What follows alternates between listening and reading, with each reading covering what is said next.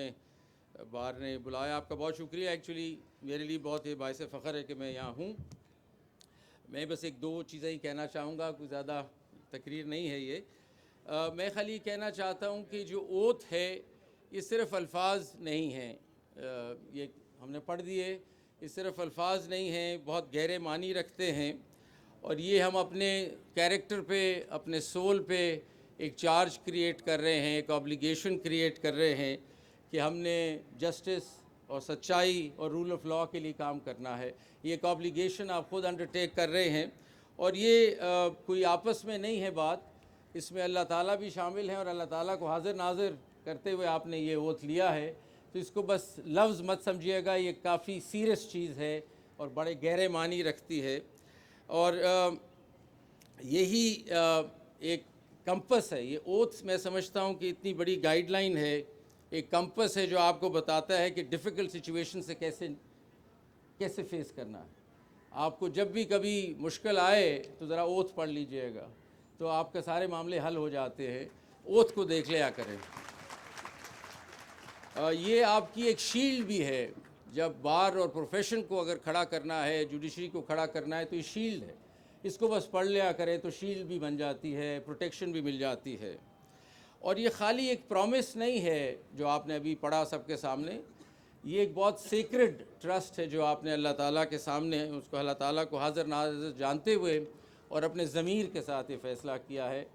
تو اس کو توڑنا نہیں ہے, توڑ سکتے ہی نہیں ہیں, یہ خیال رکھیے گا. اور اس کو اگر ہم توڑتے ہیں تو پھر سارا نظام ٹوٹ جاتا ہے, سارا سٹرکچر ہی گر جاتا ہے. اگر ہم اوتھ کے ساتھ کھڑے رہیں تو کبھی پرابلم آئے گا ہی نہیں کہیں کسی جگہ, اگر اوتھ کے ساتھ کھڑے رہیں.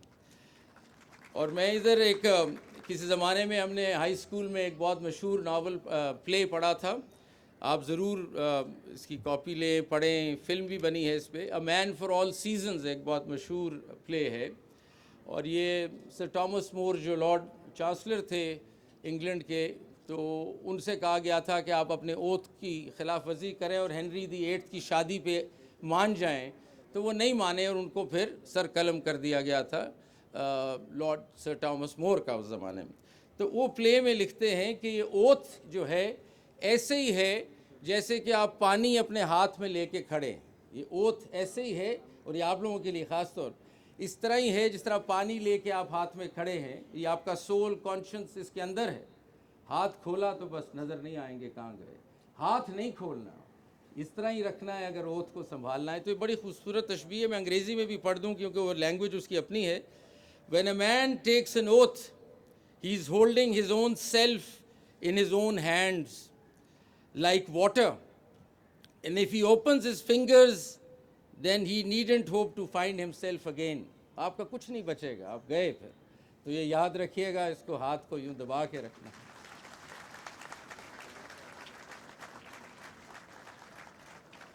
اور یہ آپ بھی جانتے ہیں, ہم بھی جانتے ہیں کہ لیگل پروفیشن نالج سے تو تعلق رکھتا ہی ہے, نالج تو ہونی چاہیے, لیکن اگر کریج نہیں ہے تو پھر مت وکیل بنے. کریج ہی ساری سٹوری ہے.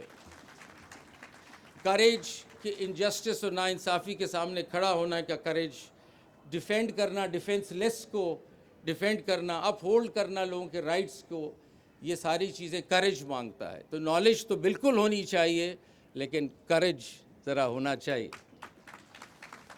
آپ پہ پریشرز آئیں گے, کورٹ روم میں پریشرز آئیں گے, ٹیمپٹیشنز دی جائیں گی, بہت سی چیزیں آپ کے ساتھ ہوں گی, لیکن اوتھ کو نہیں چھوڑنا. یہ ہوگا, آپ پہ پریشر بھی آئے گا, آپ سے بہت سی چیزیں کہا جائیں گی, ٹیمپٹیشنز دی جائیں گی, لیکن اسی لیے اوتھ ہو رہا ہے کہ اس اوتھ سے نہیں ہلنا آپ کو. بس آخر میں مجھے اقبال یاد آتے ہیں, کیا انہوں نے خوب بات کی, اور بس وہ ایک شعر سنانا چاہوں گا کہ پرواز ہے دونوں کی اسی ایک فضا میں, پرواز ہے دونوں کی اسی ایک فضا میں, کرگس جو ولچر کہلاتا ہے, کرگس کا جہاں اور ہے شاہی کا جہاں اور.